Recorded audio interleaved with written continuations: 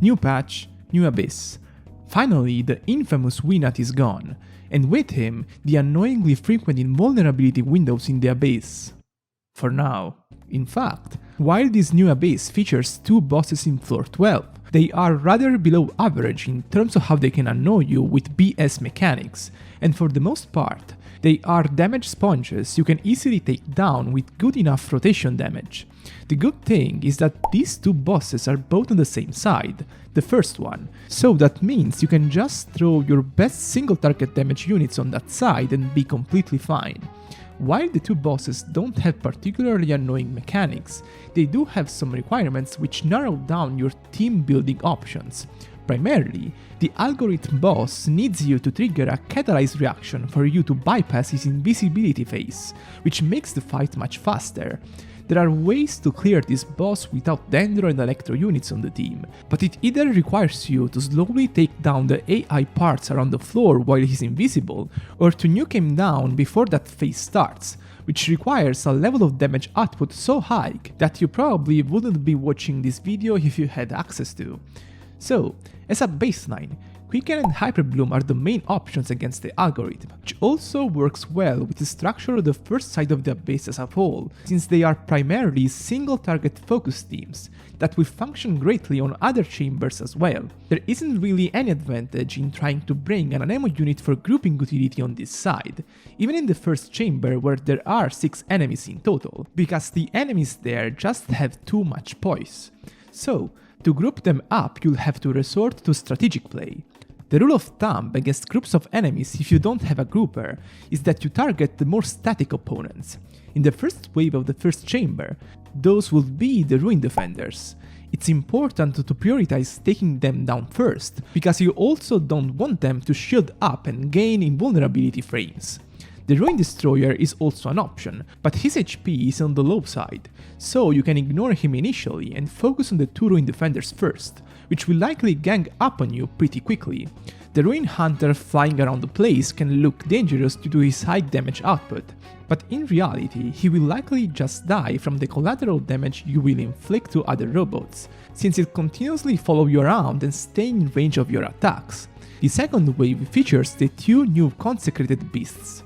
One of them will have increased resistance against Dendro, which isn't a big deal in Chamber 1, as his HP pool is not high enough for it to be problematic. Once again, you want to prioritize the more static opponent, which is the crocodile-shaped beast. To be honest, however, both of these dudes will tend to follow you around, but the Hydro Beast is definitely slower compared to the Dendro guy. To start off, you want to get near to him laterally, as the green beast will quickly jump on you right after and allow you to attack both easily. Keep targeting the Hydro Beast throughout the fight, but don't worry about him if he somehow ends up going too far from you, as it has an attack where he will come at you in a straight line even from a long range. The remaining chamber in the first side, the second one, is pretty straightforward. It's one of the bosses I mentioned before, namely the Aeon Blight Drake. The only thing you have to worry about here is his flying phase, which will start immediately after he gets up. There are a couple of unconventional ways to take him down once he gets up there. The most consistent one is just shooting at his wings cores with aimed shots. These attacks will work only while his core's lights are off, and luckily that's their state right after he goes up in the air. So you can immediately take him down and just proceed with the standard rotations of your team, as you'll have around 40 seconds before he goes up again, which is more than enough for any decent single target team. The second side is a completely different beast in terms of how it can annoy you, mainly for the fact it features groups of enemies positioned in such ways that you can't easily group them together even with characters like Kazuha. By this I don't mean an A.S.I.M.O. is useless here, quite the opposite. Grouping utility is very strong in this side, but you will also need to play it smart in terms of positioning to bring opponents closer to each other. In general, large AoE teams work well here, so all teams that feature Xiangling and Bennett, Nilou Bloom teams, and A.S.I.M.O. teams as a whole thanks to how strong Swirl can be in multi-target situations.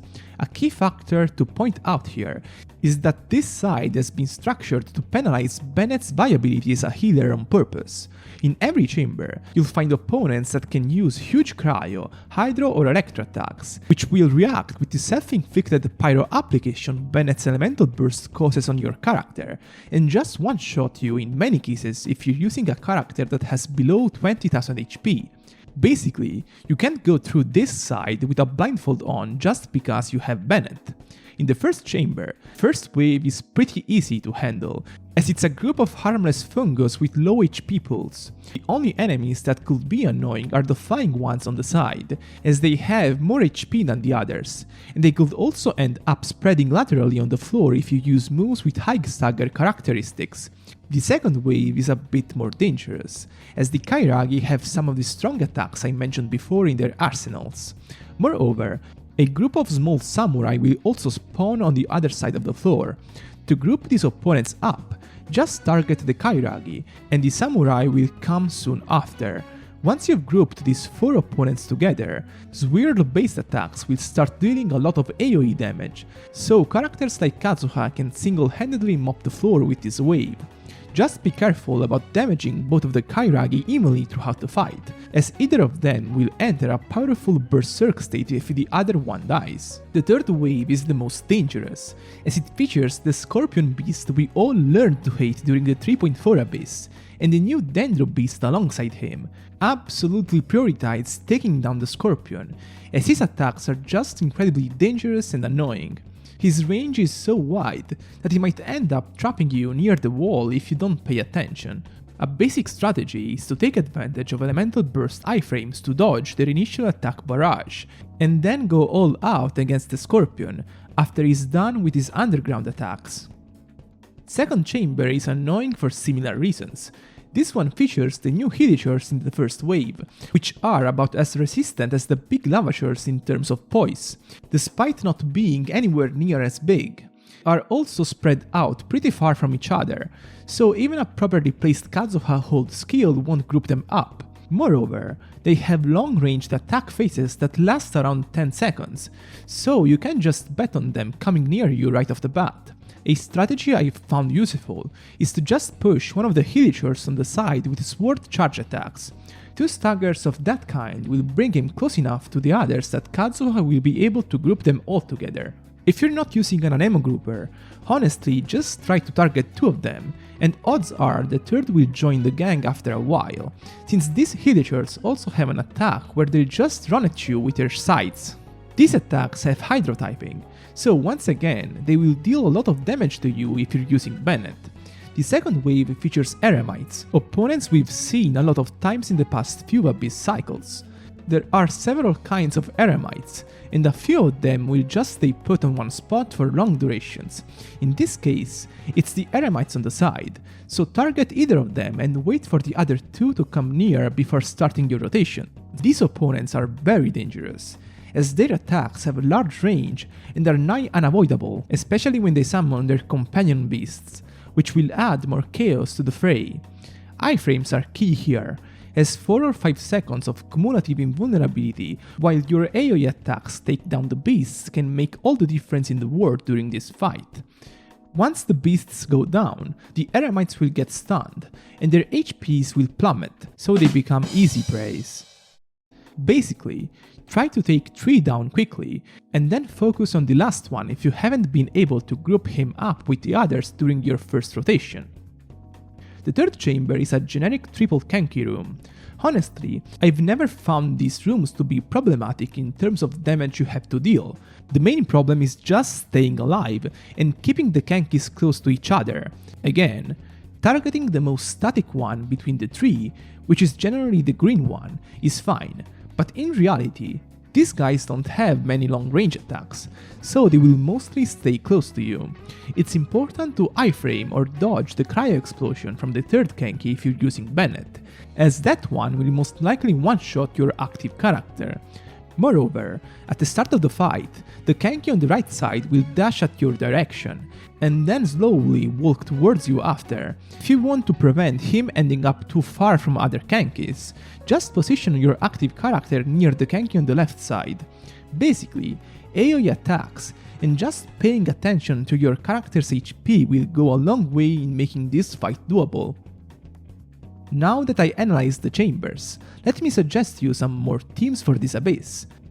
Once again, the first side is meant for Dendro teams, unless you have strong enough teams to nuke down the algorithm instantly in the first side, which will be the case for some Vape and Melt teams. I honestly think Quicken teams do a bit better than Hyperbloom here, as the first room features some AoE situations, which favor Quicken as its damage translates better to multi-target situations.